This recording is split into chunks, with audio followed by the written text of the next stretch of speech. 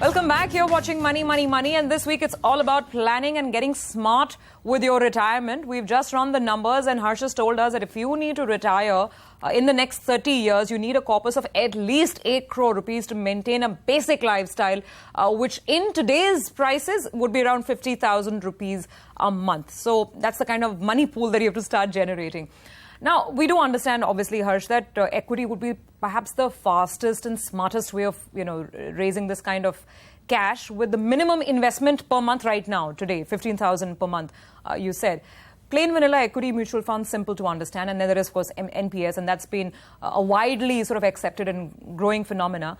But just a quick word also on the other structured pension plans which are being offered by insurance companies. At one point in time, ULIPs used to be very, very popular. Do they still make sense? Should you be looking at some of these products? They're advertised still quite heavily. I mean, you see wonderful, happy-looking silver-haired people who've planned exactly right for their retirement, and you're wondering, am I doing something wrong? I mean, should I be looking at these products too? So, well, there are two ways to look at this. One is from the returns perspective. Now, if you're looking at investing in an equity-based investment product for which you have to contribute 15,000 rupees.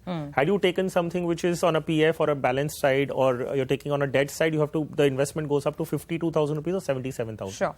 Now, this is one of the major areas where people get confused. Now, if you're going to be spending 77,000 rupees in a safe, relatively understood to be safe, if you're investing in a product like that, where is the money left for doing anything in present times?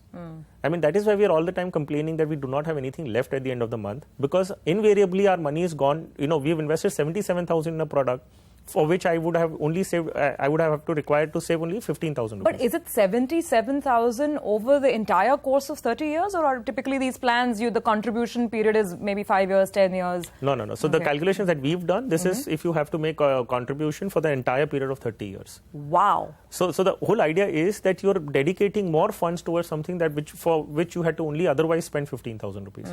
So then you, of course, don't have money left. So you're not investing, but investing in the wrong product. So that is sucking out a lot of liquidity out of you, even in present times. Oh, absolutely. Then it becomes a no-brainer. I get that. So choose your products very, very carefully. Absolutely. While you're in your working life, do you want to go in for plain equity mutual funds? Do you want to go in for the NPS? Insurance and insurance-oriented products, think about them. I guess that's the message. Now let's come back to the very important conversation of annuity. So basically now you are 60. You have a certain corpus now, whether it's through the NPS, that 40% amount that you spoke of, or maybe you've saved up through your equity mutual funds, right? I mean, the question is, after 60, you want a steady income coming back every month. So now run us through the options. So let's look at two options here again. So one is that you've accumulated all the money all throughout the period via an equity mutual fund. So there is no restriction of 40% or 60% in that case. Correct. Because you have a corpus lying in your fund. Now that fund, you can keep it as it is and choose to take a systematic withdrawal plan, or you shift that into a fixed deposit at that point in time to get interest, or you buy a property with that, you get rent on that. In either cases, you have a steady flow of income. Correct. Now let's look at the structured products, because that is where you don't really have a choice. Now, what we fill in over here is also the superannuation policies or the superannuation scheme of the organized sector. At retirement, the employee is given an option that this is your superannuation fund. What do you do with this? Now you give us the choices. So I'll run you through. So now suppose we've reached the end of 30 years, you're at retirement. You're at retirement age. And you've accumulated a corpus of 50 lakhs at that point in time. Sure.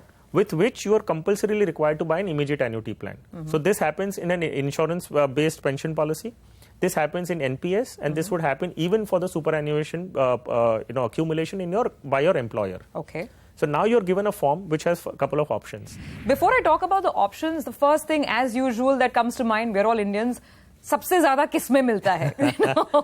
So the options that you described, whether you're going in for these annuity products, whether you're going for the superannuation fund, and you're looking at a return over 20-year period, right? Because you're planning till the age of 80. Which is the smartest choice purely by looking at, returns? So let's look at it from this perspective. Let me give you the numbers again with the options. So I've got illustrative numbers, which will basically open up your mind as to say why a particular option has been given to you. And if you're choosing an X option, what is the pension that you will get after that? Sure. So let's assume a situation where you've accumulated 50 lakh of rupees. Now with this money, you're supposed to buy an immediate annuity plan. Your NPS has told you, now go and please choose one option. Yes. Or your retirement policy has told you, the deferred pension plan has told you, or a superannuation option has been given to you now, that choose one particular option.